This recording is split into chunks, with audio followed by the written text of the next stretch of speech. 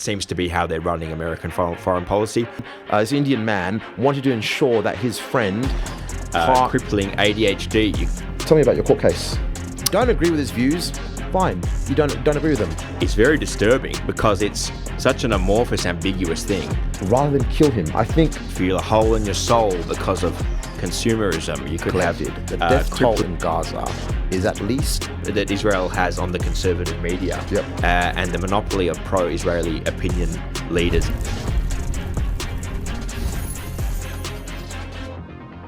Well, ladies and gentlemen, it is time for episode 2 of the ADHD'n'M podcast. James, congratulations for episode 2. We made it, brother. We made it. Not without its struggles, I must say. Not without incident. That is 2 of 2 episodes which have both had some lockout incidents. Couple of lockouts. Yeah, so... ADHD, it's right there in the name. Yep, there's a reason we're called the ADHD'n'M podcast. Last week and this week, I managed to lock ourselves out of the studio. We went outside to, catch some fresh air.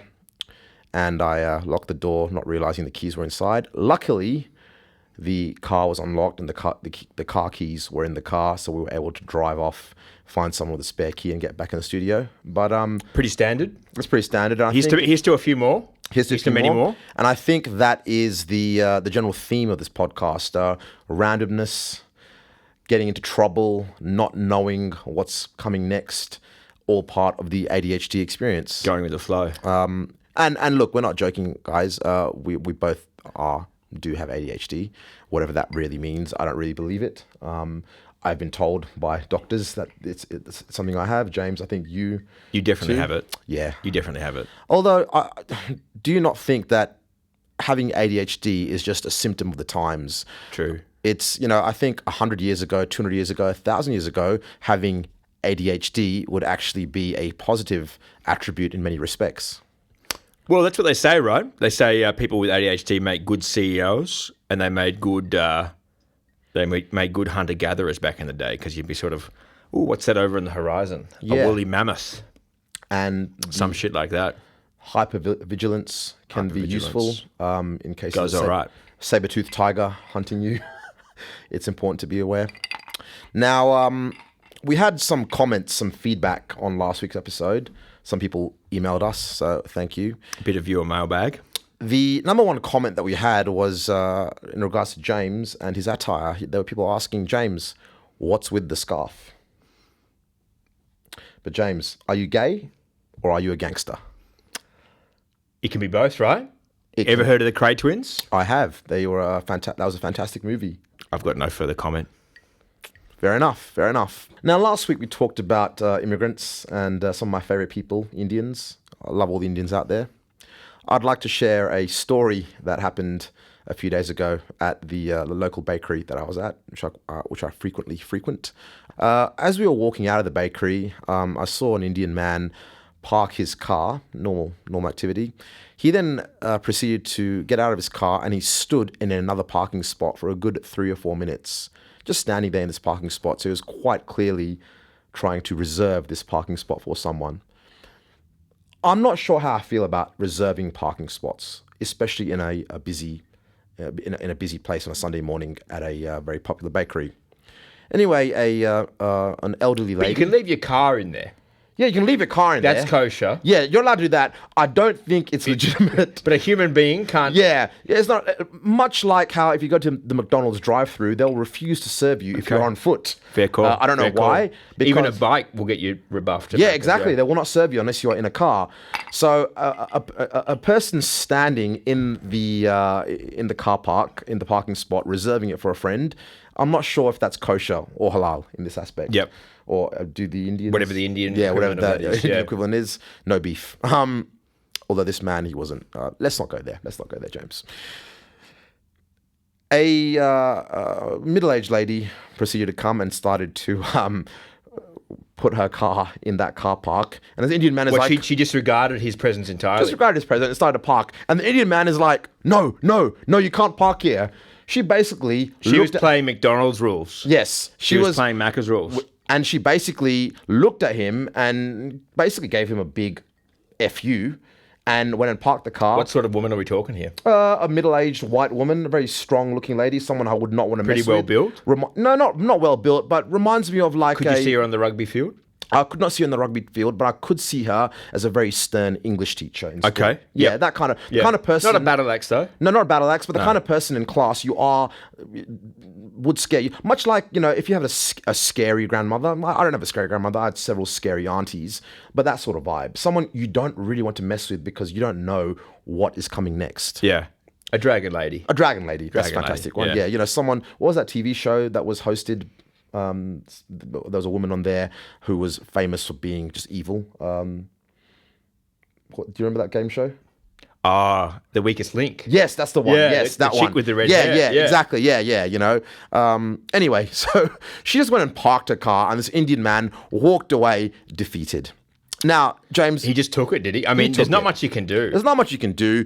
And I was watching this encounter unfold, and I was ready to step in and help the lady if needed. Because I was going to say to this guy... What was it that motivated you? What made you so... Well, it made me angry that this Indian man thought he could reserve a parking spot by standing there. Look, you could reserve it for 5 seconds or so. I don't have a problem with that if your mate is pulling in there. But his mate was nowhere to be seen. He was there for a good couple of minutes. Mate, your friend is not coming, or he's lost. So this was just out the front of a bakery? This was out the front of a bakery in the car park that was designated for the bakery. Okay. I mean, you've got to be pretty keen on the bakery, don't you, to go to these lengths? No, but James, what annoyed me was there wasn't a shortage of parking. So in the designated car park, there's a bunch of spots there. But if you were willing to walk an extra 30 seconds, there was plenty of street parking. There's an oval or a field there. There was you would not run out of parking. We're not talking hundreds of cars here, right? You would not run out of parking anytime. But this man, this Indian man, wanted to ensure that his friend parked as close to the bakery as possible because he didn't want to walk the 30 seconds. And that angered me.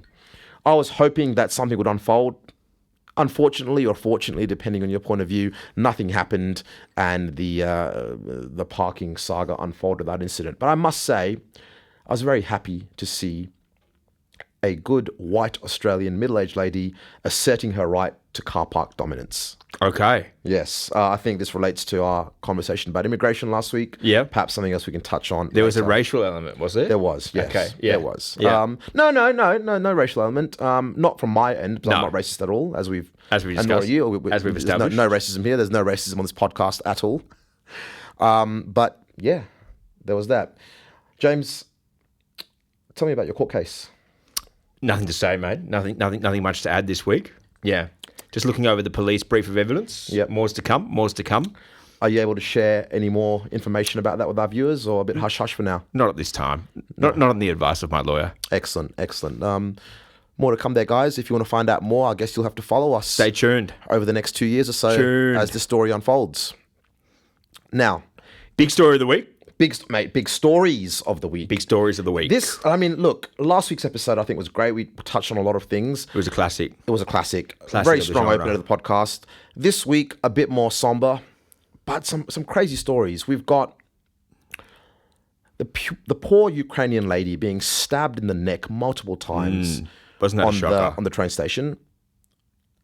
And then a day later, someone else cops it in the neck. Someone else, more prominent. Did you see the video? I did see the video. Did you watch the video? I did. How did you feel about having watched it?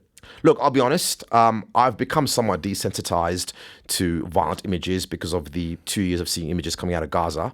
So I have become somewhat desensitized. Surely for me, it goes back a bit further than that. Do you remember ever watching the Iraqi ones? Yeah. Oh, yes. Because that was those were hectic. Because I think those were hectic. That was pre-social media days. Those were you had to go to like LimeWire or LiveLeak or Ogre. Yeah. Do you remember those? I do, or they were emailed around. Some of the images coming out of there, which brings me onto an interesting topic. But before we go there, the other big news of the week involves our favorite country, Israel. Of course. Yep. They sent a couple of missiles to Qatar, depending on where you are and how you want to pronounce it. I do believe, I'm not Arab, but I believe that the correct pronunciation, the Arabic pronunciation is Qatar. I can't say it correctly. I'm going to stick with Qatar. Qatar. I'll stick with Qatar for the time being as well. It feels a bit wrong, but I'll for the purposes of continuity, I'll stick with Qatar. And then a day later, they killed, I think, 36 people, mostly journalists in Yemen. So what I found interesting is that Israel has actually encouraged Qatar to harbour Hamas terrorists. It's kind of fascinating. It's one of these things where they kind of came out and said, look, you guys were harbouring Hamas leadership. We can't have this. But Israel has actually facilitated the role of Qatar as an intermediary with Hamas, because the alternative is if Qatar doesn't do it, then it's just going to be Iran. And you basically have very little chance of dialogue. But it's just one of an ongoing series of instances where Netanyahu has been involved in basically encouraging Hamas to exist, helping to provide aid to Hamas. Yep. And then when it suits him, he'll become outraged and say, what the fuck is Hamas doing here? Bombs away, you know? And correct me if I'm wrong, James, I do believe that, the funding for Hamas was originally provided by Israel. This is common knowledge. There's Netanyahu has been on the record, as well as the former PM. They're on the record as saying something along the lines of, we need Hamas to exist.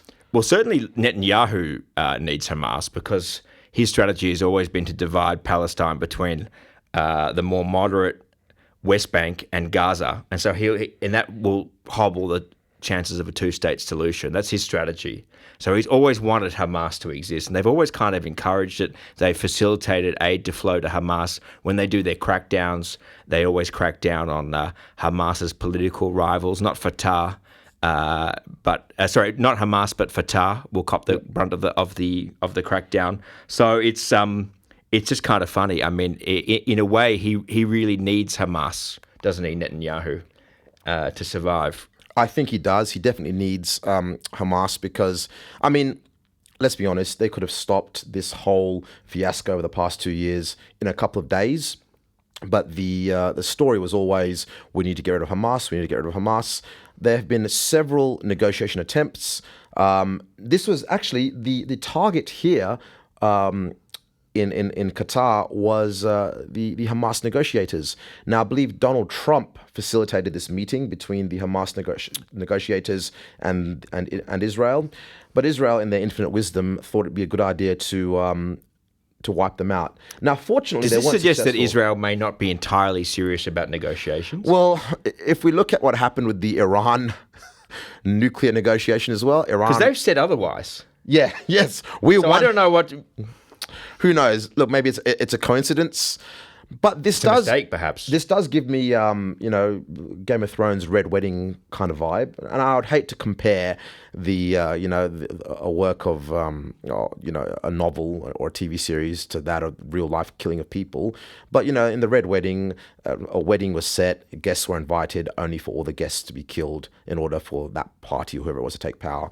And this is a similar sort of trap. You invite the negotiators, you invite the Hamas leadership to negotiate with Israel, and what does Israel do? They know where they're going to be, time and place, bam, precision missile, which also brings me to the whole thing about precise attacks. Now, it's clear that Israel have the capability of carrying out very precise attacks. If they wanted to, James, they could find out where you are any time of day and take you out without hurting anyone else. They have AI-powered drones. Yes. They could send forth the AI equivalent of a flying monkey, and they could give you a haircut in your sleep if they wanted to. Exactly. Which begs the question, why have they felt the need to basically obliterate all of Gaza? Entire schools, churches, mosques, apartments, buildings, I think part of the reason is because Netanyahu himself is on trial for corruption, isn't he, at the minute? He is. And so long as that continues, every time a new distraction presents itself, it's good gear for Netanyahu, isn't it? It is. Look over there. Netanyahu, I believe, also invited Charlie Kirk to visit Israel. This is an interesting one, isn't it? 2 weeks ago. This is an interesting one. Yeah. Very interesting. What was your take on Charlie Kirk overall, Sal? I got to ask, but let's zoom out here before we get into the Charlie Kirk. What was your take on Charlie Kirk? He did seem to me like a very decent, honest bloke. Father, husband. He was God-fearing. he may have said some things that were somewhat controversial, but most of his views were led by his faith. Like him or not as well, I mean, a lot of people accused him of spreading hate and things of this nature, but he really believed in the idea that you should have face-to-face dialogue, and he went out to meet people he disagreed with, Yep. and he had the balls to put it on the line. And I just think a lot of the extremists that have criticised him, they have these sort of pantomimish views of their enemies.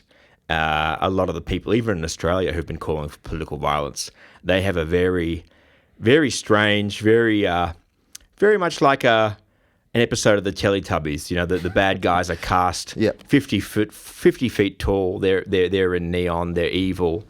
Whereas Charlie Kirk, he was the antidote to that kind of thinking, because he went out and put himself in front of people he disagreed with, Yeah. right? And say whatever you like. That took balls. That It took takes courage. balls. But stepping back, really, what was he famous for? He was famous for debating, James. He was the masturbator, as South Park had it. Yes, the masturbator, yes. And look, South Park made fun of him, as South Park do. And how did Charlie respond? He set his profile picture on social media to be that of the Cartman caricature of him. Someone who is willing to laugh at themselves and make fun of themselves and celebrate comedy, celebrate humor, they can't really be that bad of a person. And he took a lot of one-liners that those college campus dudes, right? A Yes. lot of people were firing in. Yeah. He's basically opening himself up to your best one-liners from your enemies, and he took them all in pretty good humor. Yeah, He said. yeah, exactly. I'll be honest, I didn't know too much about him. I'd seen several clips of him over the years, basically just taking down left-wing loonies, which is always very satisfying to watch. Owning the libs, we all love to do it. Exactly. Like similar to Myron Gaines does a great thing there. But I think it's important to note that, you know, his role, you know, he was trying to he had a profile, he was creating a movement.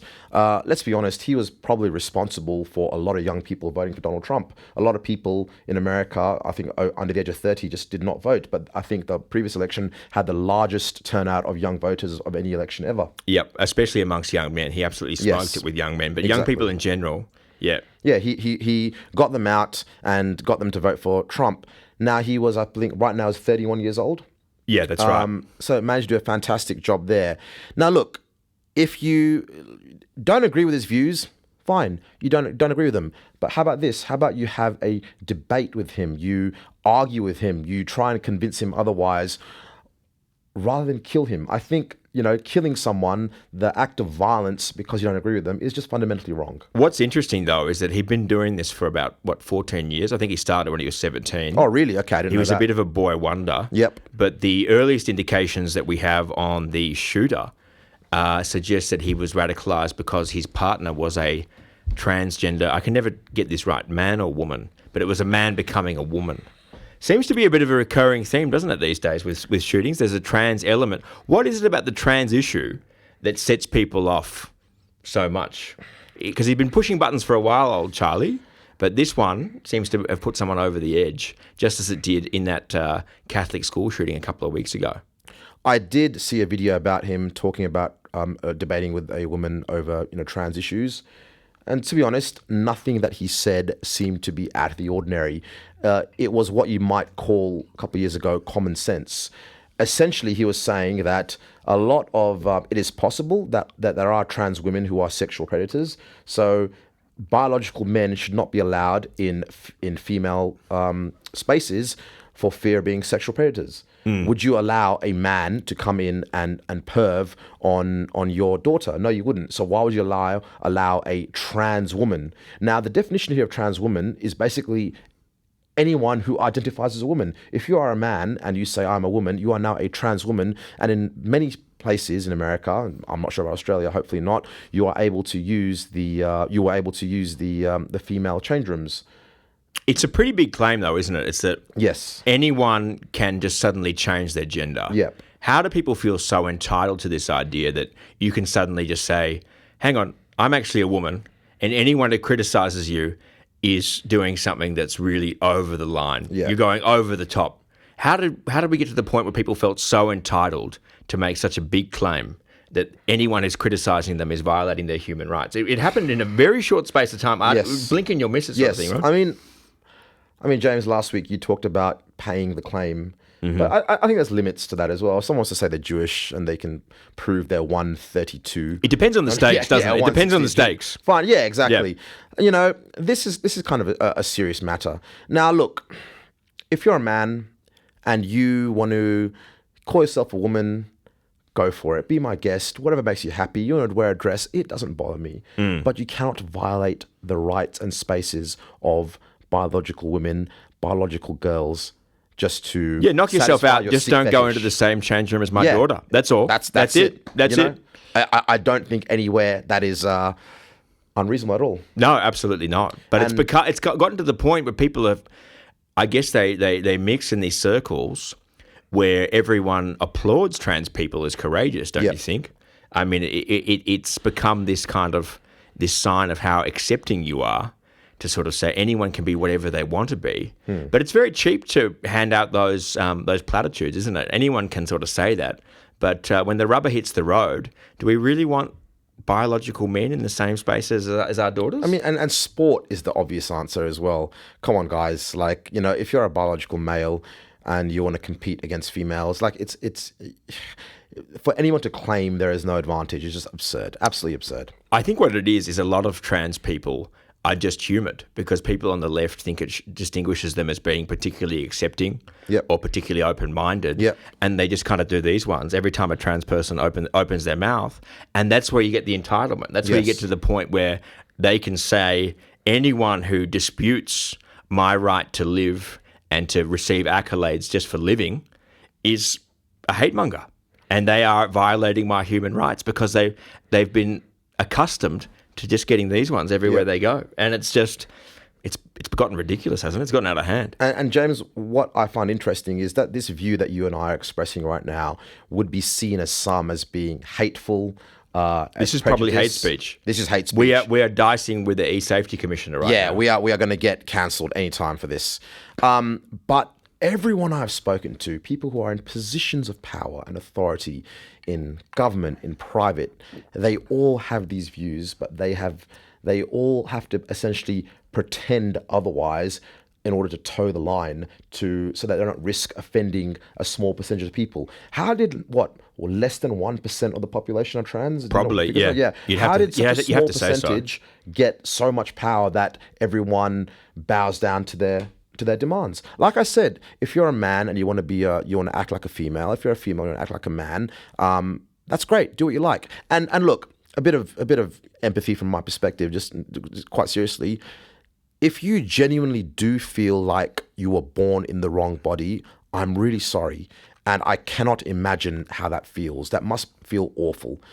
But rather than providing surgery, drugs, all sorts of therapies in order to try and turn you into some sort of caricature of the opposite sex, how about we provide the support needed to make you feel comfortable in your own body? Do you know what the average profile of someone who has so-called gender dysphoria is? 14-year-old female, male? Yeah, basically, it's a 12-year-old girl who's autistic, who's highly intelligent. Okay. And I think even the WHO this week acknowledged that gender dysphoria was to some degree contagious. So if a couple of kids in your class have it, then you're more likely to get it. Yep. And, there's any number of things that could be wrong with a 12-year-old who's highly intelligent with autism.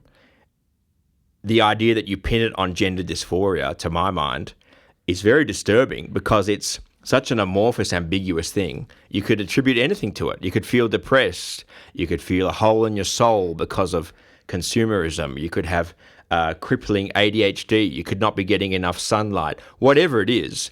But gender dysphoria is this ambiguous label, and it's the only one that entitles you to receive these ones from everyone for being so courageous. Is it any wonder that people are going to gravitate towards that and that it's suddenly going to explode into prominence? But the problem is it has some very lasting, or it potentially can have some very lasting consequences, can't it? I mean, I have certainly read and seen cases of people who have had the surgery, the hormones and whatnot. Later on in life, they regret it because they realize they can never have children, and they realize they were manipulated by their parents, by society into doing this.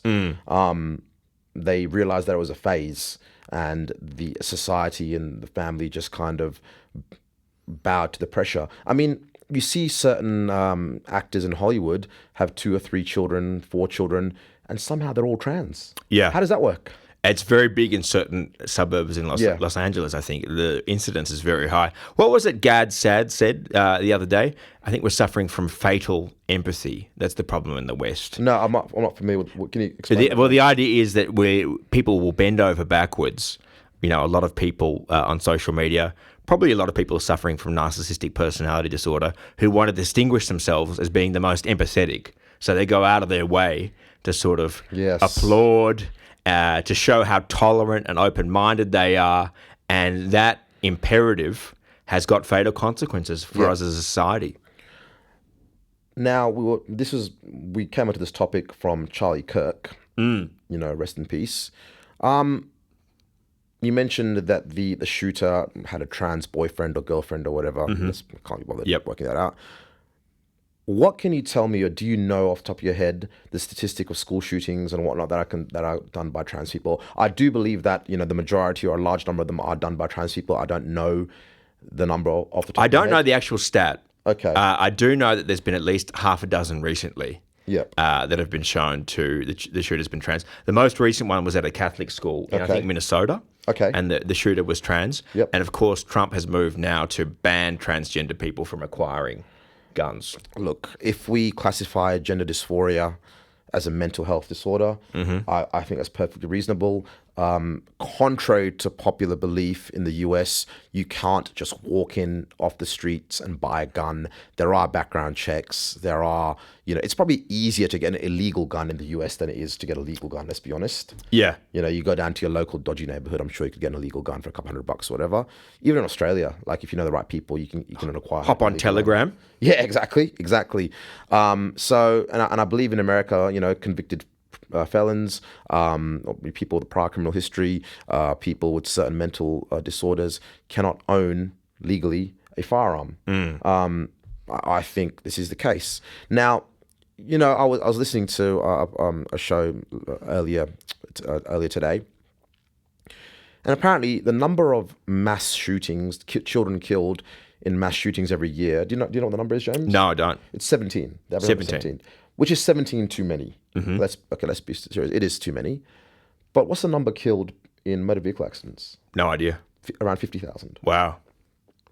So, you know, sometimes I think, you know, look, I'm not American. I don't know about this Second Amendment and all that kind of stuff. I'm not really that interested in it. I do like guns. I wish in Australia we had easier access to gun because, you know, I think going down the range and shooting an M16 would be great fun. That'd be fun. Great, you know. I got friends who go hunting and they have gun licenses, but from what I can see is the arsenal that you have access to is quite limited and not necessarily the best thing for the job. I think it'd be fun to have guns in general, you know. But okay, you know, I can see there's good reasons for you know not having them. But people still seem to get shot in Western Sydney. It still seems to happen. It still seems to happen. I think America is just too far gone in terms of guns. You can't get rid of guns now because you will never get rid of all the illegal guns. So it's something that should be stopped. It's something that. Well, Switzerland, they have a gun in every house, basically. Oh, yes. Yeah, and you have basically no mass shootings, right? Yes. Actually, I think Switzerland has one of the highest rates of gun ownership in the world, yet there's no mass shootings. They fully believe in that citizen militia thing. Yes. Yeah. So what is different there between America and Switzerland that means that there are 17 children on average are shot every year in a mass shooting, whereas in Switzerland, I don't think it's ever happened. The rates of psychiatric medication prescribed to children, that would be an interesting point of comparison. That would be. Rates of psychiatric medication. Someone can run the numbers on that. In fact, actually, America and New Zealand are two of the only countries in the world where pharmaceutical companies are allowed to advertise directly to the public. In Australia, you don't see advertisements for prescription medication. You see advertisements for Panadol and various other generic things, but you don't see. Have you ever seen those prescription medication ads in the States? Yes, they're pretty funny. The first 15 seconds will be an advertisement for like, I can ride a bike again. Yeah. I can finally make love to my wife. Yeah. And the last 10 seconds will be reasons you shouldn't Yes, all the adverse effects. Why you all should the side disregard effects. everything you've just heard. Yep. Yeah. Diarrhea, pustulating boils. Yes. Things of this nature. Yeah. But still, seems to work, right? Yeah, seems to work. People ignore the do. last 10 seconds. People go to their doctor in the US and will ask them to be prescribed a certain drug. Now, the other issue is, I think doctors in the US also get kickbacks from pharmaceutical companies for prescribing certain drugs. I'm not sure if they're legal or illegal, but from what I've heard, it's something that's very common. It's a kickback-based economy, isn't Yeah, it? it is. Whereas in Australia, that's not allowed. Or in Australia, most drugs are fairly cheap on the PBS anyway, so people don't, there's no issue with kickbacks. Anyway, James, as much as we would love to meander on, I think we need to, bring it back to this week's main topic, which is the death of Charlie Kirk. Pour one out for Chaz, Yeah. a true pioneer. Look, a lot of people, you see this online saying, the only reason everyone is mourning the death of Charlie Kirk was because he was a white male in Gaza. There's been X amount of deaths and no one cares. That's not true, guys. Everyone, people generally do care. The reason people care about Charlie Kirk... if there was a train accident tomorrow Yep. in Libya Yep. and 10,000 people died, or at the same time, the least popular kid from our high school died in a car accident, which one would you care more about? Obviously the latter, the least popular kid. There's a We personal care connection there. more about people we're familiar with Yeah. and who we know and who we have some degree Yeah. of similarity to. I Yeah. hate it when people bring up that argument. I mean, I hate it too I as think well. Gaza is a bleeding sore. Yeah. It's an absolute abomination. Yep. It's terrible what Israel is doing. But to bring out that argument, you ignore what human nature is all about, right? By saying something like that. The latest numbers on that which I saw, and I'm going to give you the quote, the source for this. I've got it saved here. Based on the data collected, the death toll in Gaza is at least 680,000, and 380,000 are infants under 5 years of age. Source: September 3rd, Dr. Gideon Polya and Professor Richard Hill calculated the total death toll for Gaza since October 7th. And there's been some absolute shockers. Like there's been one girl with, a couple of hundred bullets pulled out of her, Yes. right? There's been Hind, absolutely shocking. Hind Rajab, I believe her name was. Yep. Sorry if I'm butchering her name. May she rest in peace. Amen. And may God have mercy on her family and help them through the hardships. But think about to when Michael Jackson died. Michael Jackson was arguably a bigger and more popular person than Charlie Kirk, and think of the thousands and thousands of people who mourned his death. Princess Diana, we would have been quite young. We were quite young, but I remember I was in England at the time, and I just remember seeing the lines of people who came out to mourn, light a candle, lay flowers. The reality is most of these people never met Diana. They never knew who she was, but they had some sort of connection with her. Now, similar thing with Charlie Kirk. There were plenty of people. He had an online following of 5 million or so. There were plenty of people who felt a connection to him, and obviously they're going to be shocked by this. But what shocks me, I lie. It doesn't shock me at all because I know what people are like. But what I find just heinous in some ways are the people who are celebrating his death. Charlie Kirk once came out and said, and I saw a quote by him saying this, that you can tell a lot about a person by the way they act when someone dies. And, I've seen posts from nurses, from childcare workers, from all sorts of people celebrating the fact that Charlie Kirk was murdered. So much so that there's been an online website, a website has been set up to collect all these posts and then find out who's responsible. Because I think that, there are certain people, if you celebrate the death of someone, you're not fit to hold certain jobs. What do you think there, James? I was amazed.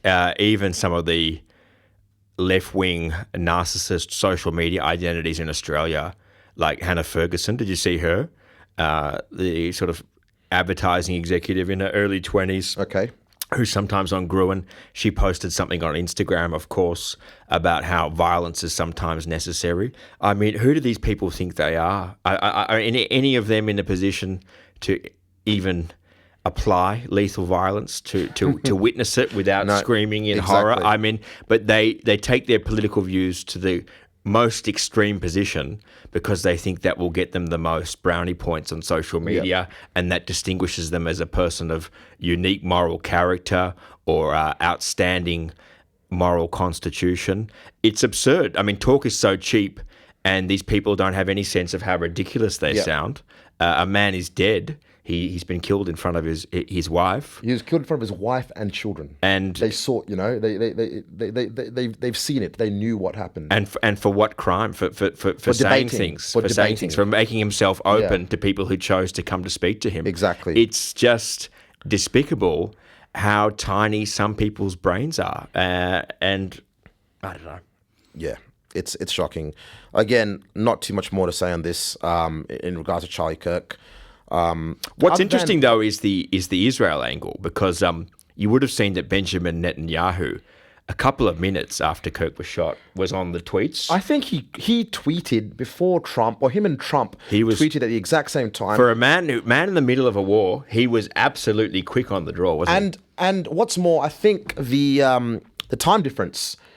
Are you telling me that Netanyahu was awake at, what time would it have been in Israel? I don't know. It would have been middle of the night, early morning. You tell me he was awake watching Charlie Kirk debating a bunch of university students? What's interesting is he actually went on Newsmax, the American right-wing television network, to deny that Israel had anything to do with the murder of Charlie. I mean, you are in a bad spot, aren't you, when you have to go on television and deny that, regardless of what's happened with Netanyahu. And what happened there is a microcosm of what's really happening to Netanyahu in general amongst the right, because Charlie Kirk was, he probably remained as such until his death, a very steadfast supporter of Israel. But the reality is he was nowhere near as staunch as Israel was making him out to be by the end. He was one of a great and growing number of people in the American right who were increasingly skeptical about Israel and the way in which their America First agenda was being overridden by the Israelis. And people were wondering, people like Candace Owens, Tucker Carlson, Marjorie Taylor Greene, they're all huge critics of Israel. All of them are pretty close, or were pretty close to Charlie Kirk before he passed. And Kirk's own views on this stuff showed a lot of softening. He was reportedly, according to a report in the Grey Zone by Max Blumenthal, he had just refused the offer of funding from a bunch of Zionists connected to Israel, because, of course, Israel's always relied on American Christians, evangelical Christians, for support. But shortly before he died, in one of his last interviews with, I think it was with the guy from the Daily Wire, who's Ben Shapiro.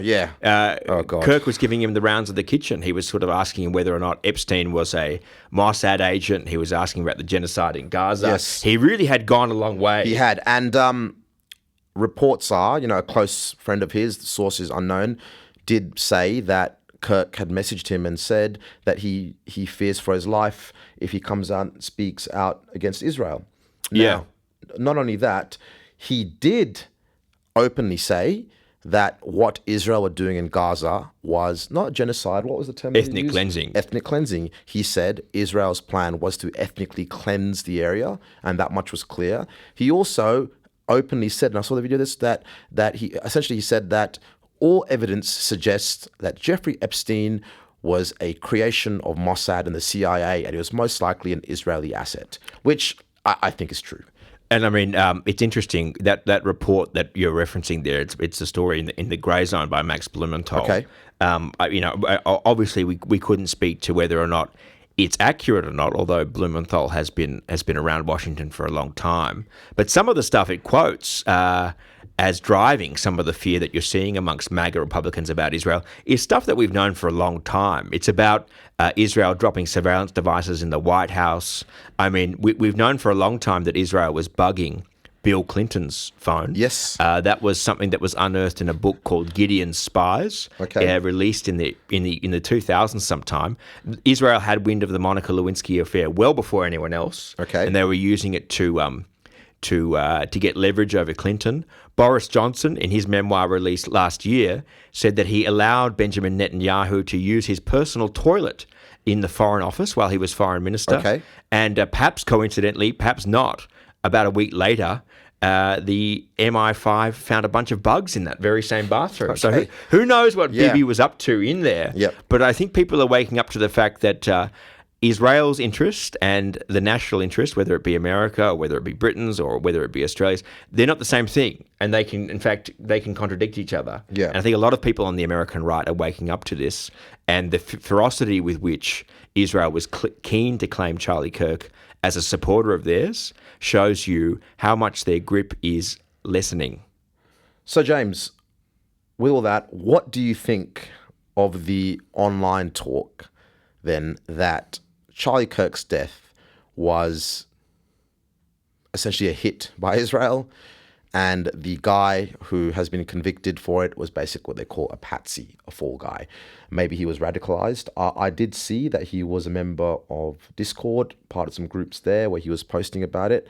And I think the modus operandi of Mossad is to find a convenient person, radicalize them, provide them with the training and the equipment necessary in order to carry out the attack. They basically, psychologically manipulate you, get you to do the act, and then paint you to be the fall guy.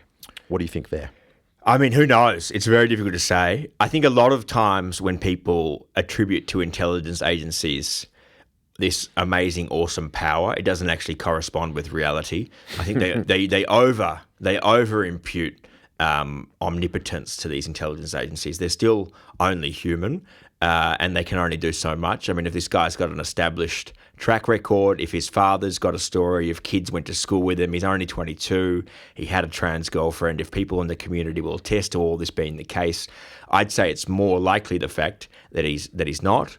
But that being said, the amount of purchase that Israel seems to have over the American government, Yep. you couldn't rule anything out. And some of the shady shit that they've done, I mean, who can forget the time that they used Australian passports? They seemingly manufactured Australian passports out of nowhere to go to, was it Qatar? Dubai. Dubai, yeah. And they got the guy in the That hotel was room. when Rudd was Prime Minister. Correct, yeah. And shortly, the interesting thing there, James, I don't know if you remember this, was that Rudd expelled the Israeli ambassador. Mm-hmm. 1 month later, what happened to Rudd? Coincidence? I think that's something we can go into in the future, perhaps do some more research. I have done a bit of reading around that, and there's definitely something there. Yeah, but I tend to think that when people, it's like when people talk about the death of JFK or any of these other vast conspiracy theories, and they see the guiding hand of the CIA. I think most people who've worked in those environments or worked for those agencies, they suggest that implies a degree of sophistication that they're just not able to achieve. I think Israel's methods are much more crass. It much more involves getting the Polaroids on a famous person and saying, we have the Polaroids, do what we want. And that seems to be how they're running American foreign policy. Or when it comes to simple inducements and a form of bribery. I mean, AIPAC is one of the main sponsors or funders or donors for a huge proportion of congressmen and women in America. I think they beat even the pharmaceutical lobby. Wow, okay. And they're the only foreign lobby that's allowed to operate without the same degree of regulation as other foreign interests have in America in terms of the Foreign Agent Registration Act. So I don't think they need to go to such vast lengths to prosecute their agenda. I think the game's much more simple. I think this probably is what it looks like. And this guy was probably an online weirdo who was radicalized at home by a far left agenda. But I mean, who knows? You couldn't rule anything out, could you? And the fact that there is such suspicion, it just reflects that climate that's going to be so corrosive to the relationship that Israel's been able to bank on for so many years before social media, weren't they? I mean, the support of the populace of America and even Australia in the days before social media, because mainstream media outlets did not reflect this skepticism. No. They simply parroted the Israeli line as gospel, didn't they? But that's all changed, and now we're seeing all this coming under question. I mean, you see it online. Whenever you see comments on stories that are pro-Israel, and there are things like, oh, God bless Israel, and comments like that, there's two possibilities there. They're either a bot or, an Israeli agent, effectively, part of their online propaganda arm, or it's a middle-aged Karen in Australia. Whenever there's an Australian article, it's always some woman in her late 50s and 60s, someone who grew up without the internet, someone who was radicalized to be pro-Israel before social media, before the truth was so easily accessible, and they somehow still believe that Israel have our best interests at heart. It's very difficult not to. If you've got conservative opinions Yep. and you listen to conservative media or you watch, I used to watch Sky News, but since October 7th happened, there's no point. Yeah, it is painful to watch. I watch it now and again just to see, what's going on. And, the Bolt report is pretty entertaining at times. But it is painful to watch. And if you happen to have conservative views, if you believe, for example, that you can't just change your gender like that, why should that mean that you support Israel? It does not follow at all, right? Exactly, it doesn't follow at all. exactly. But the monopoly that that Israel has on the conservative media, and the monopoly of pro-Israeli opinion leaders in the conservative media is just astonishing to me, because it doesn't follow at all. If you look at the... No, it does, James. If you think about it, I did see a report the other day showing the number of media figures and politicians that had gone to Israel on an all expenses paid trip. Now, as we know, Israel tends to get you quite early, university trips. That's right. We know several people from our university days who were perhaps had promising careers, or perhaps were people who had potential careers in politics, and these people were selected to go to Israel on a trip. By first or second year uni. Yeah, exactly. Yeah. So, and then you've got, there's a list, you can look this up online, of all the prominent media figures and whatnot who have been flown to Israel, all expense paid trips.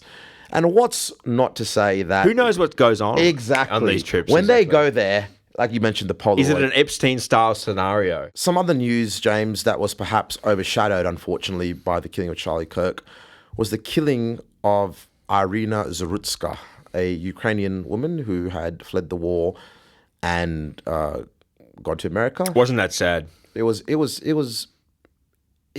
some ways sadder or more sad than the Charlie Kirk shooting, because look, the Charlie Kirk shooting, he was a political figure. You can perhaps attribute his death to intelligence agencies or crazy lefties or whatnot.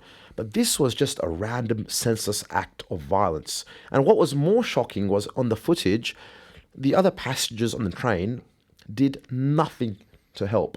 Absolutely nothing. This is a pretty well-established phenomenon in psychology, though, isn't it? The bystander effect. That if you have a situation where responsibility is spread amongst a group of people, people rarely stick their neck out. I don't know about that. I know if I saw someone who was stabbed, I would try and help them. I would think I would try and help them. I have pulled over. I have seen people in trouble before, and I've pulled over my car and asked if they needed help. I fully believe you would have tried to deliver that guy a roundhouse kick to the head side, but you are a very unusual man. Maybe. But look, the interesting thing here is no one helped. I think the attack was racially motivated because he said, "I got that white woman." Everyone else on the train in that cabin was black. So a black man stabbing a white woman, for what reason? What reason could there possibly be? Now we know that this the perpetrator. I don't know his name. I don't care about his name. I hope he gets locked up and the key thrown away. We know that he had been released, I think, 14 times from prison. He had been sent to several mental institutions when he should have gone to prison. The judge who had sent him to these mental institutions was a black woman. That's not important, or maybe it is. But what is important is that this judge's LinkedIn profile has been scrubbed. It's no longer accessible because it showed that she had an interest or a stake in the mental institution that she had sent this man to several times. So she was running the rehab facility or whatever? She was running the rehab facility, had a stake in it, a financial interest. Who knows? I don't want to speculate on what happened there. I got to say, she was 23, wasn't she? She was 23 years old. What was her name? Irina? Irina Zarutska. Okay. And she just returned home from a shift at the pizza restaurant. Exactly. Right? She was in America making minimum wage, not an influential figure, not a Charlie Kirk, and she was killed for no reason. Do you know what I found the saddest bit about the whole thing, though? No, go. They showed a photo of her room on the news. Yep. Do you know what was up the back? A Black Lives Matter poster. Can you just imagine the number of times she would have read reports about black crime and dismissed them out of hand because of her political ideology? Yeah. And then you just see her face looking up. Yeah. I mean, it's the cruelest twist of fate, isn't it? One more thing on the Charlie Kirk thing I would like to touch on. He was, I think, 31 years old. In America, you have to be 35 in order to run for president. I thought it was 40. 40? Maybe it's 35. Maybe you're right. Let's check it up now. 35. 35, there you go. Nice. Let's go. Sorry to step on you. No. And we're back. According to the constitution.congress.gov, Clause 5 requires the president to be a natural-born citizen at least 35 years of age. There you go. So he would have been eligible to run for president in a few years. He might have been a good shot. He might have been a good shot. Yeah, he might have been a good shot. And huge influence. He had encouraged people to vote. He had caused a lot of people, Myron Gaines pointed this out, that he really did convert a lot of people to conservatism that wouldn't otherwise have been. So, maybe he was a threat to the left. Maybe he was a threat to Israel. Maybe he was a threat to someone, which is why he was taken out. I still find it hard to believe that this was the work of a lone gunman, to quote, the JFK situation. A lone 22-year-old guy who came from a Republican family who had shot a few guns in his lifetime. I just find that really hard to believe. The escape route, everything was planned so well. And what was interesting as well is how there was, when the shooting happened, the police initially arrested someone who was completely the wrong person, a distraction. There was a guy there who was arrested, who was causing a kerfuffle, making a lot of noise, and he was arrested initially, giving time for him to get away. And then conveniently they find him later on. And, there was things written on the bullets and things like that. That just seems too convenient. There's just too many things that don't add up there. You know why I think it wasn't an intel agency? No, go. If JFK had lived a long and happy life, had progressed through the presidency, had gone through all the scandals that tend to collect around a president deep in his second term, would we still remember him as JFK? No, we probably wouldn't. No, we'd probably look at him as any other president, right? Yeah. Although he did moon landing and whatnot. Was he the president? He was the one who launched the space program. That's really. right. Yeah. That's so right. that's what he would have been known for. He set the goal to put a man on the moon. Yes. But I don't think we would.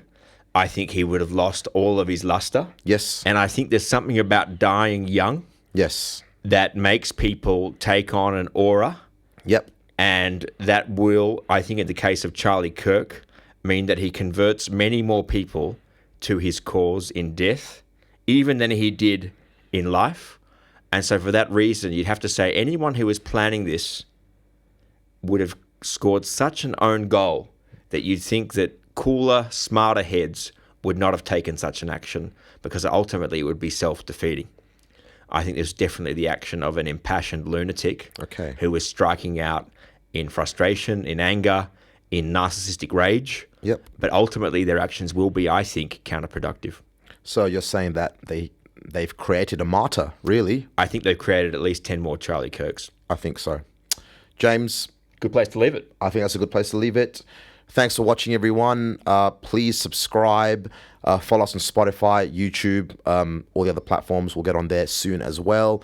If you have any feedback or there are any topics you would like us to discuss, we're always open. You can email us on ADHD'n'M podcast@gmail.com or leave a comment below. And we'll catch you at the next one. Thank you. All right, brother. Safe. Cheers.